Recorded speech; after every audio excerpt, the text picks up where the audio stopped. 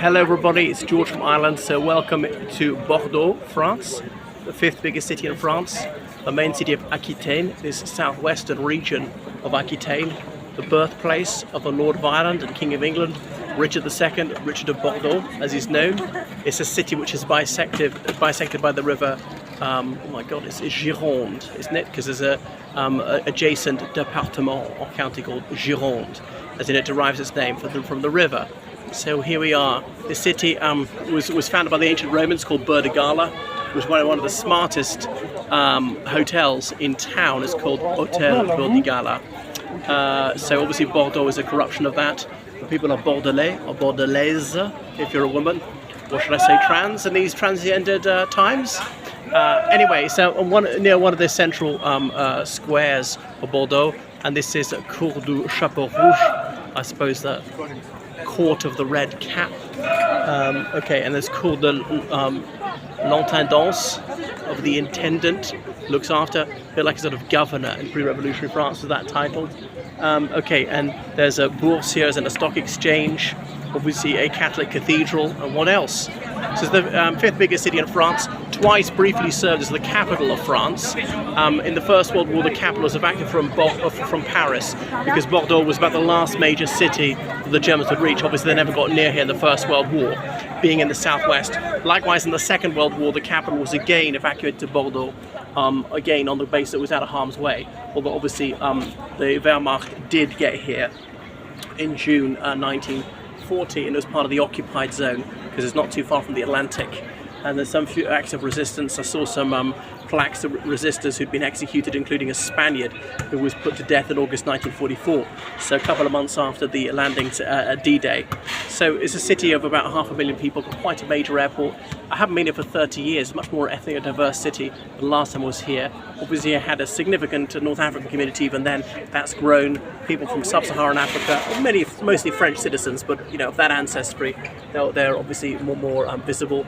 People of South Asian extraction, so on. And one of the big differences is a lot more people from Eastern Europe, you know, Polish people, Romanian people, often French citizens now. Obviously, Polish people coming here for centuries, but those who came after 2004, when Poland acceded to the European Union, that's grown considerably.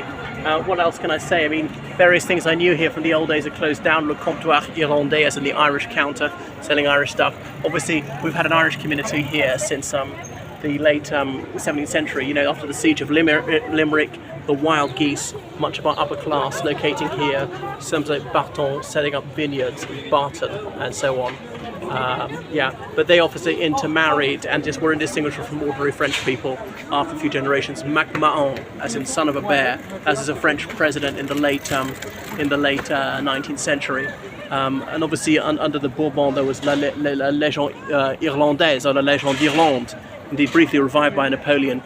Frenchman of Irish extraction, supposedly meant to break Ireland away from the rule of the Hanoverians, which actually never transpired. They're so revolted by the French Revolution, they offered their services to the King of Ireland, being George III, himself a Hanoverian. So I want to go up there, Rue Judaïque, see where we used to live.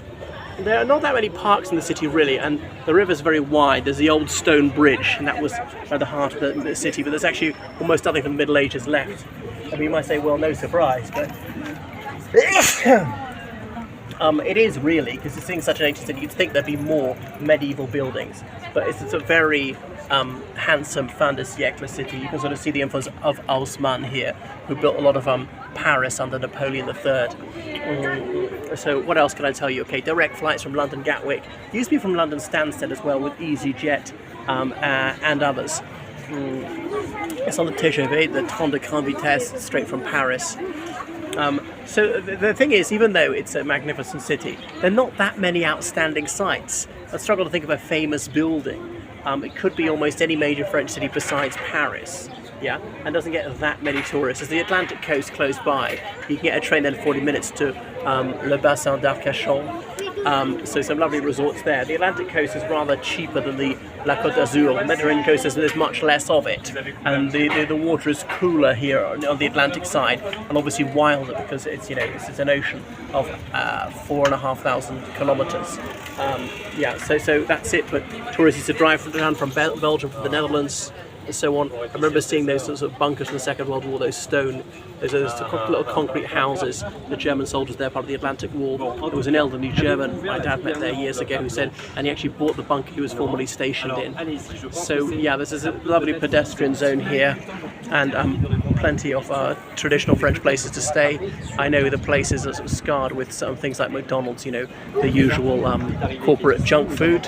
What I can say, Paul is here, which is a French bakery chain. It was actually founded in France. But you found it all over the world, in the United Arab Emirates, for example. And hearing English series is not so unusual. Get around by tram, a few tram lines. I never heard from Australians saying the first day, well, I've used it for over a year and never ever been caught. They're almost never inspectors.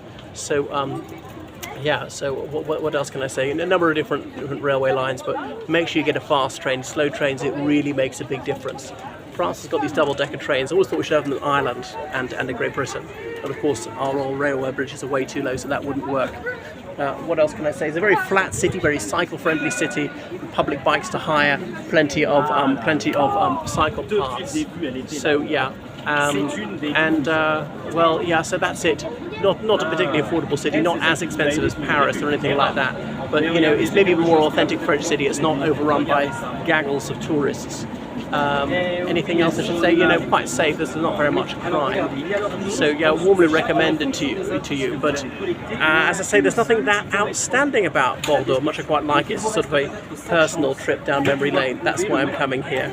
Alright, so thank you very much for watching my channel, and so make sure you subscribe on Patreon and donate with the greatest possible liberality on PayPal, georgecallahan79@gmail.com. And remember, I'm do guided tours of London. This is off air for about a week. What else do I do? Yeah, I help people with their essays, theses, you know, and dissertations and so on. Elocution lessons I teach people in English, French even, history, politics, religious studies, citizenship, English as a foreign language. For example, there's IELTS, International English Language Testing System, the academic version, and then the general version of IELTS as well. And I help people prepare for interviews and with public skills as well, oracy, anything of that nature, classical civilization. I've been known to help people with 11 plus, 13 plus, is like science and maths if you're really little. So yeah, anyway, thank you for subscribing, and please look me up to guide you around London. I was guiding a Hungarian lady a while ago, and I'm very happy to guide anyone around London and the home counties. Obviously not today because I'm overseas. I shall be back in the British Isles ere long. So thank you very much. Signing off from Bordeaux, France. I hope I pronounced that right and didn't quite over-egg the pudding with my pronunciation of the R. Okay, so goodbye everyone, and make sure that I get this to 8 minutes, because only then can I monetize the video if it's just over a minute. Alright, au revoir.